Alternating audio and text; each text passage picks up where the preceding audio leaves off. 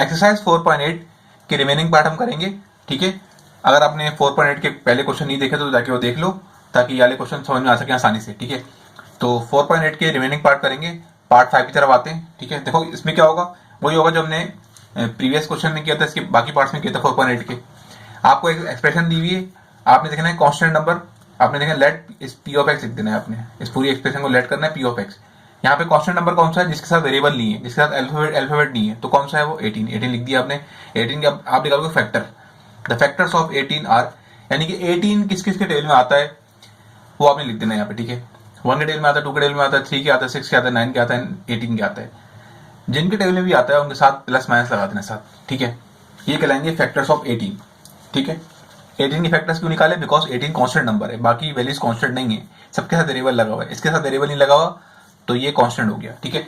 अब पहले क्या करोगे, आप पहले पुट करोगे क्या, एक्स की जगह 1 पुट करोगे पूरे क्वेश्चन के अंदर, 1 पुट कर दिया, 1 पुट कर दिया, 1 पुट कर दिया, प्लस 1 पुट करोगे, ठीक है। अगर प्लस 1 पुट करने के बाद आंसर 0 नहीं आया तो फिर माइनस 1 पुट करोगे, इस तरह वैल्यूज पुट करते रहते हैं, ठीक है। तो पहले प्लस 1 पुट करेंगे इस क्वेश्चन के अंदर, एक्स की जगह पे 1 पुट कर दिया, 1 पुट कर दिया, 1 पुट कर दिया। 1 का क्यूब कितना होता है, 1 होता है। 2 का 1 का स्क्वायर कितना होता है, 1 होता है, एंड 2 1 जा 2 आंसर आ जाएगा। 9 1 9 माइनस 18 ऐसे आ गया। प्लस 1 माइनस 2 प्लस 9 माइनस 18 को सॉल्व करोगे तो आंसर आएगा -10, ठीक है, which is not equal to 0। तो क्वेश्चन हम आगे और करेंगे। अब देखो क्या करेंगे, अब -1 पुट करेंगे क्वेश्चन के अंदर, -1 पुट करते हैं क्वेश्चन के अंदर, -1 पुट कर दिया, -1 ठीक है। इसको सॉल्व किया, 1 का क्यूब क्या होता है। अब देखो बाहर नंबर क्या है, बाहर पावर क्या ऑड है, अंदर नंबर नेगेटिव है, तो आंसर कैसा आएगा, नेगेटिव आएगा। इसका आंसर पॉजिटिव क्यों आएगा, क्योंकि बाहर पावर इवन है, तो 1 का स्क्वायर कितना हो जाएगा 1, और 1 2 से मल्टीप्लाई होगा, आंसर आएगा 2 आ जाएगा। प्लस माइनस माइनस का 9 -18 ऐसे आ गया। इसको सॉल्व करोगे आंसर आएगा आपके पास -30, ठीक है। तो वो भी क्या होगा, तो -30 भी 0 के इक्वल नहीं है, तो हम क्या करेंगे आगे करेंगे। अब हम पुट करेंगे +2 पुट करके देखेंगे, ठीक है। देखो अब क्या करोगे आप पुट करोगे +2, ठीक है, क्योंकि +1 और -1 से आंसर तो आया नहीं था 0। +2 पुट करेंगे क्वेश्चन की जगह, तो जहां भी क्वेश्चन में एक्स लिखा हुआ वहां क्या आ जाएगा, +2 +2 +2। 2 का क्यूब क्या होगा हमारे पास 8 आएगा, 2 का स्क्वायर कितना होता है 4, 9 2 18 -18 ऐसे आ गया, ठीक है। 8 ऐसे उतर गया, 2 4 8 हो गया, +18 -18, तो प्लस का 8 कट गया, माइनस का 8 कट गया, प्लस का 18 कट गया, माइनस का 18 कट गया, आंसर क्या है 0 आया, ठीक है। तो वो कौन सा नंबर है इसको पुट करके 0 आंसर आया, वो है आपके पास 2, ठीक है। +2 पुट करके आंसर क्या है 0 आया। तो क्या करोगे आप, यहाँ लिख दोगे x - 2 is the factor of the given polynomial. अगर आपके पास प्लस की वैल्यू पुट करके आंसर आते हो तो आप यहाँ माइनस में लिखते हो, और अगर माइनस की पुट करके आते हो तो आप प्लस में लिखते हो। देखो +2 पुट करके आंसर आया ना आपके पास, तो आप लिखोगे x - 2, ठीक है। अगर नहीं समझ में आ रहा तो 4.8 की जो बाकी क्वेश्चन है शुरू के वो देखो जाके, उसमें मैंने डिटेल से गाइड किया आपको कि किस तरह ये क्वेश्चन सॉल्व होंगे, ठीक है। वैसे मैंने बता भी दिया आपको। अब देखो क्या करोगे आप, अब आप ये करोगे कि क्वेश्चन के अंदर ना जहां पर भी इसको सॉल्व करोगे क्वेश्चन को बाय सिंथेटिक डिवीजन, ठीक है, जो मैंने कल प्रीवियस लेक्चर में सिखाया आपको, ठीक है। देखो अब आप क्या करोगे, ये जो आपके पास क्वेश्चन है ना, इसके अंदर देखो जो x के आगे वैल्यू लिखी है वो लिख दोगे, मतलब देखो x क्यू क्या है, कुछ भी लिखा हुआ 1 लिख दोगे, एंड देन x स्क्वायर क्या लिखा -2 लिख दिया, ठीक है। उसके बाद फिर देखो 8 9 क्या है, x क्या लिखा हुआ है 8 9 9 लिख दिया, कांस्टेंट नंबर -18 ऐसे आ गया, ठीक है। आपने क्या किया, एक्सप्रेशन के अंदर जो भी वैल्यूज थी x की, जो भी x का कोफिशिएंट था और कांस्टेंट वैल्यू थी उसको आपने यहाँ लिख दिया, ठीक है। क्या पुट करके आंसर 0 आया था, +2 पुट करके 0 आया था, तो यहाँ लिख दोगे +2, इससे डिवाइड करोगे, ठीक है। ये कहलाती है, ये मेथड कहलाता है सिंथेटिक डिवीजन, ठीक है। अब देखो ये पहली टर्म जैसी उतर जाएगी, ठीक है। अब ये 1 किस मल्टीप्लाई होगा 2 से होगा, 1 2 2, यहाँ पे 2 लिख दिया, प्लस का माइनस कट गया 0 आंसर आएगा, 0 1 से होगा, 0 2 से होगा क्या आंसर आएगा 0 2 0 लिख देंगे यहाँ पे, +0 +0 +9 आंसर आएगा +9, 9 2 कितना होता है 18 होता है, यहाँ पे 18 लिख देंगे, ठीक है। अब देखो क्या हो जाएगा, ये आपके पास हो जाएगा +18 -18 0 बचेगा, ठीक है। अब यहाँ पे लिखोगे p ऑफ x, फिर यहाँ पे जो आपके पास आंसर आया था क्या पुट कर, ये आपने लिखा था x - 2 the given factor of the polynomial, ये लिख दोगे यहाँ पे, और इस टर्म को इस फॉर्म में लिखोगे। कैसे लिखा मैंने, ये देखो मैंने सिखाया वैसे तो ये आप चाहो तो 4.7 क्वेश्चन एक्सरसाइज 4.7 देख सकते हो आगे, उसमें पूरा मैंने सिंथेटिक डिवीजन सिखाया है और ये सब चीजें बनाना सिखाई हैं और काफी कॉम्प्लिकेटेड इक्वेशन को बनाना सिखाया है, तो आपको समझ में आ जाएगा। देखो इस जो ये आपका कांस्टेंट वैल्यू बची ना डिवाइड करने से, इसको अलजेब्रा की फॉर्म में कैसे लिखेंगे, देखो क्या आपके पास वैल्यू बची 1 0 एंड 9, पहले नंबर का ही छोड़ देंगे, ठीक है, दूसरे के साथ x लगाएंगे, तीसरे के साथ x लगाएंगे, ठीक है। पहले की पावर लगाएंगे 1, x की पावर दूसरी पावर स्क्वायर लगाएंगे, बीच में कोई साइन तो नहीं ना, प्लस प्लस साइन लगा देंगे। देखो स्क्वायर एक्स स्क्वायर 1 से होगा क्या आंसर आएगा, एक्स स्क्वायर आएगा। 0x से होगा क्या आंसर आएगा, 0 लिखेंगे ही नहीं, प्लस 9 ऐसे ही बचेगा। तो ये आपके पास इस तरह से बनती है इक्वेशन, ठीक है। 4.7 जाके पूरी एक्सरसाइज देखो, इंशाल्लाह आपको समझ में आ जाएगा ये बनी किस तरह से। वैसे मैंने बता दिया आपको, लेकिन अगर आपको इन डेप्थ सीखना है कि किस तरह बनी है ये, और आप चाहते हैं कि आपके कॉन्सेप्ट क्लियर हो जाए, तो जाके 4.7 एक्सरसाइज चेक करो। क्वेश्चन नंबर 6 चेक करो। देखो यहाँ पे क्या करेंगे, यहाँ पे आप वही लेट करोगे इसको, क्वेश्चन को p ऑफ x, देन पूरा क्वेश्चन लिख दोगे। अब इसमें कांस्टेंट वैल्यू कौन सी है, 2 है आपके पास, तो 2 लिखोगे। फैक्टर्स ऑफ 2 आर, यानी 2 जो है किसके टेबल में आता है, 1 के टेबल में आता है, 2 के टेबल में आता है, जिसके टेबल में भी आता है उसके साथ प्लस माइनस लगा दोगे, ठीक है। अब क्या करोगे, आप प्लस 1 पुट करोगे कहाँ पे, क्वेश्चन के अंदर पुट करके देखते हैं, +1 +1 +1, ठीक है। सॉल्व किया, आंसर 0 नहीं आया, क्या आंसर आया, 10 आंसर आया, तो ठीक है, which is not equal to 0। तो अब क्या करोगे, आप -1 पुट कर देखोगे क्वेश्चन के अंदर, जब तक आंसर 0 नहीं आएगा जब तक पुट करते रहेंगे, ठीक है। देखो अब क्या करोगे, -1 पुट कर दिया, -1 1 का क्यूब कितना होता है, 1 होता है। अंदर नंबर नेगेटिव है, बाहर पावर आउट है, तो आंसर नेगेटिव आएगा। अंदर नंबर नेगेटिव है लेकिन बाहर पावर इवन है, तो आंसर पॉजिटिव आएगा। 1 1 1 हो गया, -, +1 -2 ऐसे आ गया। 6 1 6 प्लस का 6 माइनस का 6 माइनस का 1, तो माइनस प्लस -6 आंसर आएगा। 7 1 7 +1 एंड देन देखो मैंने इसको माइनस कर दिया, +1 -2 क्या बचेगा, -2 बचेगा, बिकॉज -2 ग्रेटर देन +1, ठीक है। ये देखो इसको माइनस करेंगे, 7 प्लस का 1 माइनस का कितना बचेगा, प्लस का 6 बचेगा, ठीक है। प्लस का 6 माइनस 6 कैंसिल हो गया, आंसर 0 आया, ठीक है। तो कौन सा नंबर है जिसको पुट करके आंसर 0 आया, -1, ठीक है। अब आप यहाँ क्या लिखोगे, यहाँ आप लिखोगे वैल्यू, यहाँ से लिखोगे ना, देखो माइनस पुट करके आंसर आया ना, तो यहाँ लिखोगे x + 1। अगर प्लस पुट करके आंसर 0 आया तो यहाँ लिखते हैं आप x - 1, ठीक है। अब क्या करोगे, आप लिखोगे x + 1 is the factor of the given polynomial, ठीक है। ये जो आपका क्वेश्चन दिया है इसको ट्रांसफॉर्म करोगे इसके अंदर ऐसे, इनके यानी कि कोफिशिएंट लिख लोगे x के और कांस्टेंट वैल्यू लिख लोगे, ठीक है। इसको सॉल्व करेंगे बाय सिंथेटिक डिवीजन, ठीक है। तो क्या पुट करके आंसर 0 आया था, -1, तो -1 यहाँ बाहर लिख देंगे। तो x क्यूब का कोफिशिएंट क्या आपके पास 6, x स्क्वायर का कोफिशिएंट क्या आपके पास 7, x का कोफिशिएंट क्या आपके पास -1 एंड कांस्टेंट वैल्यू क्या आपके पास -2, ठीक है। आपको पता है कि पहला नंबर तो ऐसे ही जुड़ जाता है, ठीक है। 6 आ गया आपके पास। अब ये 6 मल्टीप्लाई होगा 7 से, तो 6 × 6 प्लस माइनस -6, प्लस का 7 माइनस का 6 कितना बचेगा, प्लस का 1 बचेगा। अब ये 1 हो जाएगा किससे, 1 1 1 माइनस प्लस -1, माइनस का 1 माइनस का 1 क्या आंसर आएगा, -2। अभी माइनस का 2 किससे हो जाएगा, मल्टीप्लाई, इससे मल्टीप्लाई हो जाएगा, 2 1 2 माइनस माइनस +2, इससे मल्टीप्लाई का जो आंसर आएगा ना वो यहाँ लिखोगे, ठीक है। तो 2 1 2 माइनस माइनस +2 यहाँ लिख दिया, प्लस का 2 माइनस का 2 कट गया, आंसर 0 आया, ठीक है। अब देखो इस एक्सप्रेशन को कांस्टेंट वैल्यू को मैंने अलजेब्रा की फॉर्म में किस तरह किया मैं आपको पहले बता दिया, लेकिन फिर दोबारा बताया। तो अगर डिटेल में सीखना चाहते हो तो 4 पॉइंट जाके 7 को एक्सरसाइज को देखो, समझ में आ जाएगा। देखो देखो ये लिखा 6 मैंने लिखा, 1 लिखा, -2 लिखा, पहली वैल्यू को छोड़ देंगे, दूसरे के साथ एक्स लगाएंगे, तीसरे के साथ एक्स लगाएंगे, अगर चौथी वैल्यू लिखोगी तो उसके साथ भी एक्स लगाएंगे, ठीक है। लेट्स सपोज यहाँ 4 वैल्यू बची ना, तो पहले को छोड़ के बाकी सबके साथ एक्स लगाते हैं। जब पहली वैल्यू एक्स लगाई उसकी पावर लगा दोगे 1, दूसरी पावर स्क्वायर लगा दोगे, बीच में कोई साइन नहीं है ना, प्लस लगा दो। देखो बीच में अब माइनस साइन थी, मैंने माइनस लगा दी, तो क्या बनेगी एक्सप्रेशन, x² 1x 1x -2, ये आपके पास बनी एक्सप्रेशन x² + x -2, यहाँ लिख दोगे, ठीक है। अब यहाँ पे हो रही है मिड टर्म ब्रेकिंग, देखो ये 6 हो जाएगा किससे, 2 से हो जाएगा, 6 कितना होता है, 12 होता है, ठीक है। अब आपको 2 नंबर ऐसे लेके आने हैं जिसको प्लस करें या माइनस करें तो क्या आंसर आए, ये बीच का नंबर बने, ये बने, क्या बना, क्या लिखा है, 1x लिखा हुआ है, 1 बचे, और मल्टीप्लाई करें तो क्या आंसर आपके पास 12 आए, ठीक है। मिड टर्म ब्रेकिंग सीखनी है, चैप्टर 3 जाके देखो, उसमें मैंने बहुत डिटेल में गाइड किया है, ठीक है। तो देखो यहाँ पे क्या हो रहा है, आपके पास कौन से 2 नंबर है, इसको प्लस करने पे क्या आएगा, प्लस माइनस करने पे क्या आंसर आएगा 1, और मल्टीप्लाई करने पे क्या आंसर आएगा 12, ठीक है। तो कौन से नंबर है वो, 4 और 3। अब देखो हमें क्या करना है, देखो हमें पता है हमारे पास जो आंसर है ना 4 और 3 है, हमें चाहिए प्लस का 1, तो यहाँ पे क्या करेंगे, बड़े नंबर के साइन प्लस रखेंगे, छोटी साइन माइनस रखेंगे, तो आंसर कैसा आएगा, प्लस का 1 आंसर आएगा, माइनस भी हो जाएगा और आंसर प्लस में भी आएगा। तो हमने इस तरह मिड टर्म ब्रेक कर दी इसकी। यहाँ से कॉमन क्या आ रहा है, यहाँ से कॉमन आ रहा है, देखो ऐसा कौन सा नंबर है जिसके टेबल के अंदर 6 भी आता है 4 भी आता है, तो 2, तो 2 नंबर है ना वो, 2 के टेबल में 6 भी आता है, 2 3 6, और 2 के टेबल में 4 भी आता है, 2 2 2 4। देखो यहाँ से x भी कॉमन, दोनों के बाद x है, x बाहर ले लिए, ठीक है, कम से कम पावर कितनी है, x की 1 है, तो 1 बाहर ली, 2x बाहर लिया हमने, 2 के टेबल में 6 कब आता है, 2 3 6, यहाँ पे 2x है तो एक x बचेगा, क्योंकि एक हमने एक बाहर लिया है। 2 के टेबल में 4 कब आता है, 2 2 4, यहाँ 4, यहाँ 2 बचेगा, यहाँ पे देखो 4 के पास एक ही x है, तो हमने एक x बाहर ले लिया, तो x बचेगा नहीं। यहाँ पे देखो कुछ कॉमन नहीं आ रहा, जब कभी कुछ कॉमन ना आए ना इसके अंदर अलजेब्रा के अंदर, तो क्या है 1 कॉमन ले लो आप, 1 आपने कॉमन लिया तो ब्रैकेट में जो बाहर वैल्यू लिखी हुई है वो ऐसी उतर जाएगी, ठीक है। देखो साइन का ख्याल रखना, अगर ये माइनस साइन हो ना यहाँ पे बाहर, तो ये साइन क्या होती है, माइनस की प्लस हो जाती है, अगर प्लस होती तो माइनस हो जाती। देखो ये ब्रैकेट सेम आए, इसका मतलब हमने मिड टर्म एक सही की है।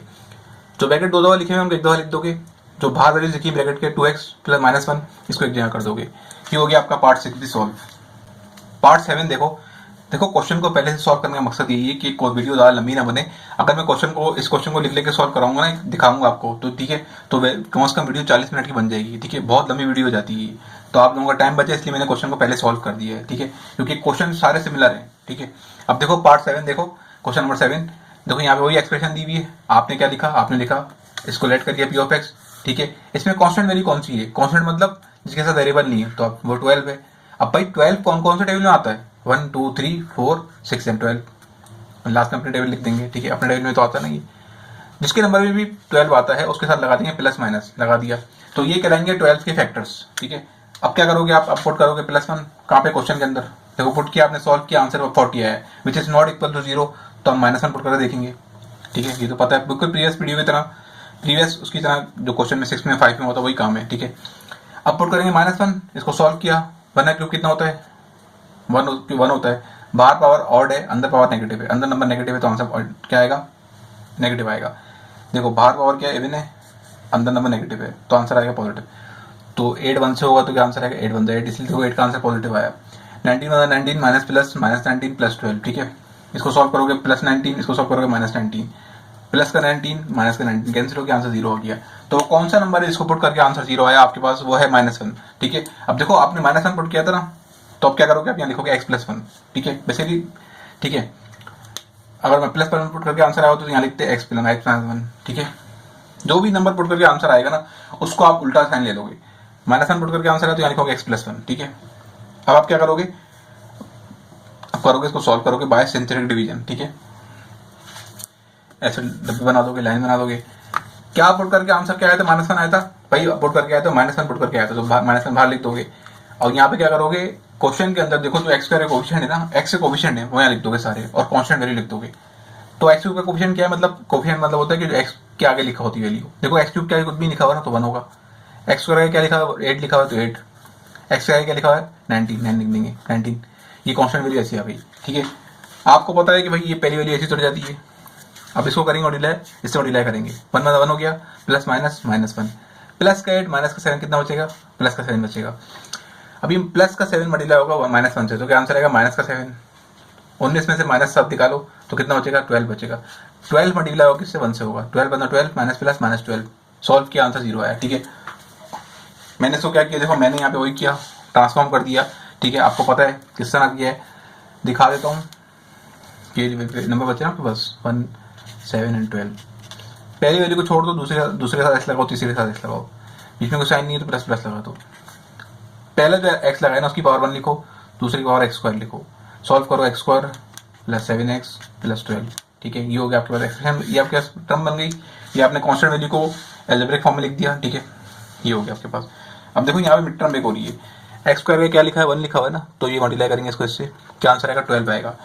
अब आपको दो नंबर ऐसे लेके आने, इसको मल्टीप्लाई करो तो क्या आंसर है 12 है, प्लस करो या माइनस करो तो आंसर क्या है 7 है, प्लस का 7 है। तो कौन से नंबर है, वो है आपके पास 4 और 3, ठीक है। इसको आसान करने का तरीका ये है कि आप क्या करो, 12 जो आपका नंबर है ना, जिसको हम मिड टर्म ब्रेक करनी है, उसको क्या ले लो, एलसीएम ले लो, ठीक है। 2 3 6, ठीक है, 2 3 6, 2 6 12, 2 3 6 and 3 1 3, 2 4 and 3, कौन सा नंबर है 4 और 3, ठीक है। इसको प्लस कर रहे हो तो क्या आंसर आ रहा है, ठीक है, आपके पास आ रहा है +7, मल्टीप्लाई कर रहे हो तो क्या आंसर आ रहा है आपके पास 12 आ रहा है, ठीक है। अगर देखो आपसे बोलते कि -12 -7 लेके आओ, तो हम क्या करते, 4 के साइन माइनस रखते, 3 के साइन माइनस रखते, आंसर आता, देखो यहाँ प्लस भी हो जाता और साइन माइनस की आती। अगर ये माइनस का 7 लेके आना, तो यहाँ प्लस का लेके आना है, तो इसलिए 4 की साइन भी प्लस रखी और 3 की साइन भी प्लस रखी। बीच वाले नंबर के साथ जो वेरिएबल लगा होता है वो दोनों के साथ लगा देंगे, ठीक है।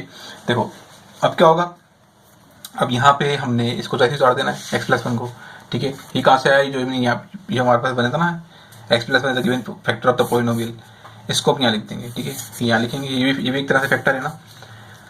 अब क्या करोगे आप, देखो यहाँ से कॉमन क्या आ रहा है, x कॉमन आ रहा है, x कॉमन ले लोगे, यहाँ क्या बचेगा, x बचेगा, यहाँ पे क्या बचेगा, x कॉमन लिया तो 4 बचेगा। यहाँ से कौन सा, देखो अल्फाबेट तो कॉमन नहीं है, यहाँ पे x तो कॉमन नहीं है। ऐसा कौन सा नंबर है जिसके अंदर जो है, ऐसा कौन सा टेबल है जिसके अंदर 3 भी आता हो 12 भी आता हो, तो 3 का टेबल है, तो 3 लिख दिया बाहर, तो यहाँ 3 कॉमन लिया तो x बचेगा। अब 3 की टेबल में 12 कब आता है, 3 4 तो यहाँ 4 बचेगा। देखो ब्रैकेट सेम आया, इसका मतलब हमने बिल्कुल सही किया है। जो ब्रैकेट दो दफा लिखे हुए उनको एक दफा लिख दोगे, ठीक है। देखो जो ब्रैकेट के बाहर वैल्यू लिखी हुई ना x+3 एक जगह आ जाएगी, ये ब्रैकेट दो दफा लिखा हुआ उसको एक दफा लिख दोगे। ये हो गया आपका part 7b solve. Okay, question number 8 देखो। देखो ये भी बिल्कुल सिमिलर है प्रीवियस क्वेश्चन की तरह, ठीक है। देखो इसमें कांस्टेंट वैल्यू कौन सी है, 3 आपके पास, तो लिख देंगे भाई आपका जो क्वेश्चन दिया उसको लेट कर लो pfx। आप 3 के फैक्टर्स निकालोगे, फैक्टर्स ऑफ 3 आर, यानी 3 किसके टेबल में आता है, 1 के टेबल में, 3 के टेबल में, तो जो जिसके टेबल में भी आता है उसके साथ लिख देंगे प्लस माइनस, ठीक है। अब पहले पुट करके देखो, आप +1 पुट करोगे, ठीक है। तो पुट कर दिया, इसको देखो सॉल्व करें तो आंसर क्या 24 आया, ठीक है। प्रीवियस क्वेश्चन की तरह कुछ सेम है, ठीक है। आप लोगों को समझ में आ रहा होगा। मैं तो आपसे यही कहूँगा कि आप जो है ना 2-3 क्वेश्चन देखने के बाद क्वेश्चन खुद करने की ट्राई करो। अगर ना समझ में आता है, ठीक है, नहीं समझ में आता तो फिर आप आगे वीडियो देखो, ठीक है। सारे क्वेश्चन छापोगे ना तो कुछ भी नहीं आएगा। अब देखो क्या करोगे आप, आपने +1 पुट किया तो आंसर 0 नहीं आ रहा था, ठीक है। अब आप पुट करोगे -1 पुट करके देखोगे, -1 पुट किया, सॉल्व किया इसको, तो क्या आंसर आया +7 -7 कट गया 0 आंसर आया, ठीक है। क्या पुट करके आंसर 0 आया, -1 पुट करके 0 आया, ठीक है। सॉल्व किस तरह किया आपको पता है, किस तरह की है। अगर कुछ ना समझ में आ रहा हो किस तरह की है तो मुझे कमेंट में पूछ सकते हो आप, मैं आपको इंशाल्लाह जवाब दूंगा। देखो -1 पुट करके आंसर आया ना, तो यहाँ पे क्या लिखा, x+1 is the given factor of the given, is the factor of the given polynomial, ठीक है। आपको पता है ये किस तरह हम बनाते हैं ये एक्सप्रेशन, ठीक है। क्वेश्चन के अंदर जो भी x² के आगे लिखा होती है वैल्यू, वो हम यहाँ लिख देते हैं। x³ क्या मतलब x के आगे जो वैल्यू लिखी होती है वो लिख देते हैं। अब चाहे वो x³ है, x² है, x हो या x4 लिखा हो, कुछ भी लिखा हो।